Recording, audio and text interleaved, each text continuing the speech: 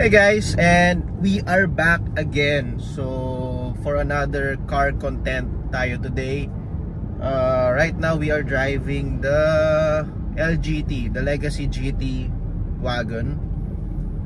Tagal natin ito di ginamit since galing kami vacation. Ngayon ko lang ulit siya gagamitin. And wala, weekend eh. So every Saturday and Sunday, ito yung coaching inuuwi natin. Kasi yan, family car.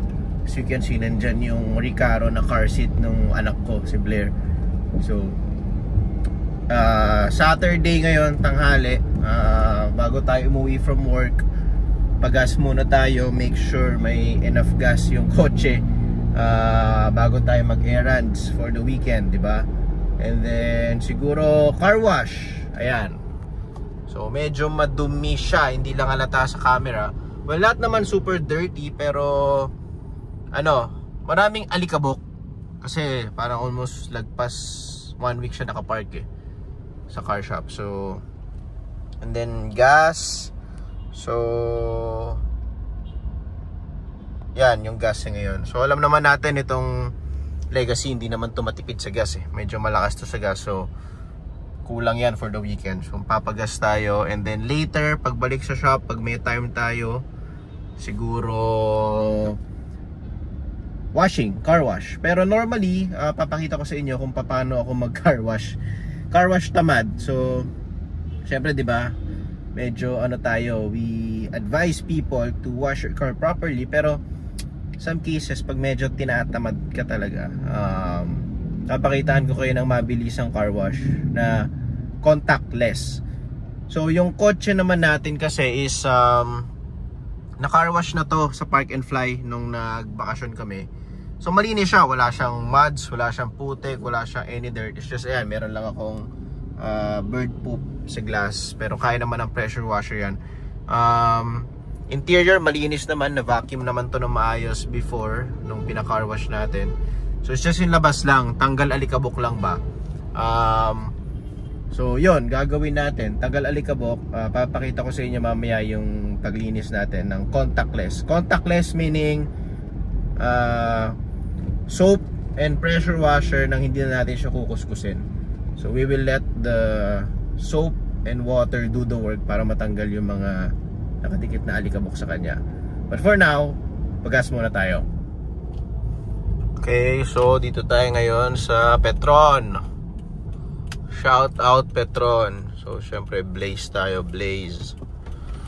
Petron Blaze. Oh, is that a G? A Brabus G. Nice. Nice, nice. Okay, Blaze. Karga tayo ng Blaze.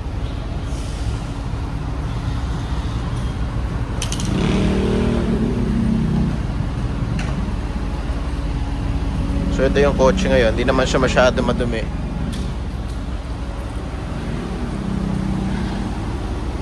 Ganyan lang. Alikabok. Okay lang, boss. Okay lang din. Thank you. So yan, hindi naman siya ganun kadumi. Malikabok lang, di ba? So i-contactless lang natin siya. And then yan, mandatory every weekend.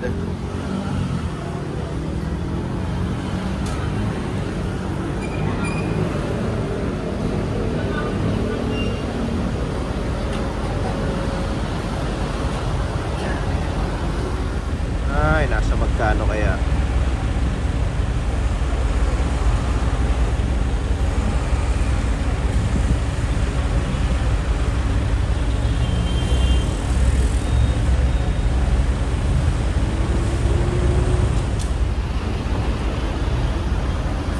So 2.7 yung ginas natin. Check natin sa gauge kung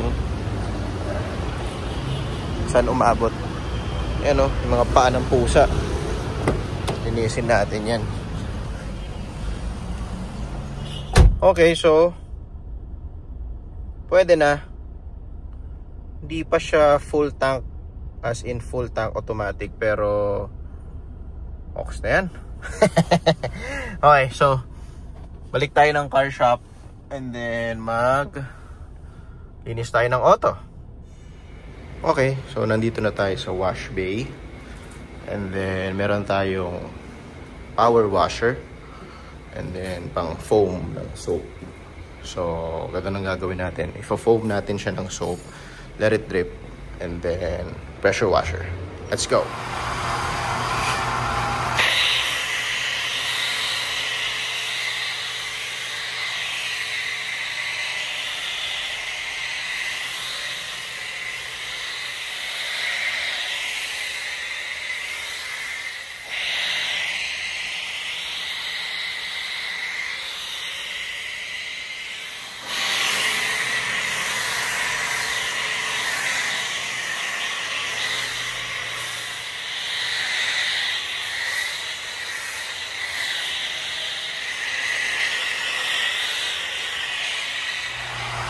Okay, I guess ready to rinse na tayo.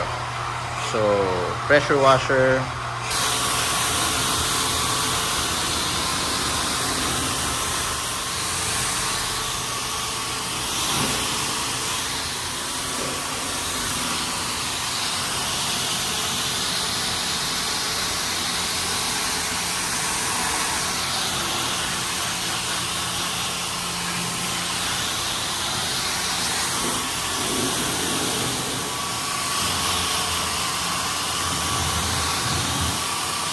Okay, so now natapos na tayo mag-rinse. So wala na siyang soap, wala nang dirt. It's time to dry it. So meron tayo ditong wireless na Makita blower para sa mga ganyan area. So, blower muna natin siya before natin punasan ng drying towel. Okay.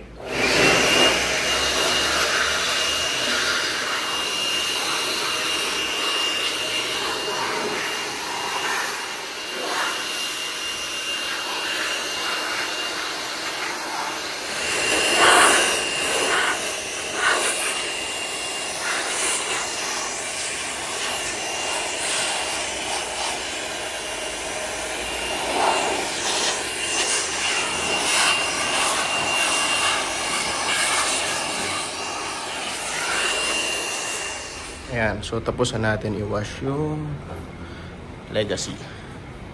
So, di ba? Linis na ulit, wala na yung mga pakat ng mga footprint ng pusa. Okay, so tapos na tayo maglinis ng kotse. Syempre, di ko na video yung pagpunas. Medyo boring na part yun. Pero, yes, ganun yung ginawa natin. Contactless wash.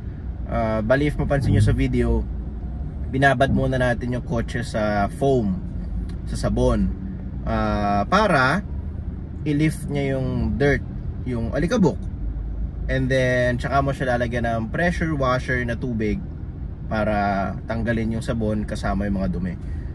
So hindi siya advisable gawin para sa mga magdi-DIY na wala kayong pang foam cannon and wala kayong high pressure washer, kasi kailangan foam talaga, hindi pwede yung basta sabon lang para umangat yung dumi. And also, gagawin lang yon kapag alikabok lang yung dumi ng kotse nyo. Kapag sobrang dumi, hindi, kailangan nyo ng usual traditional wash.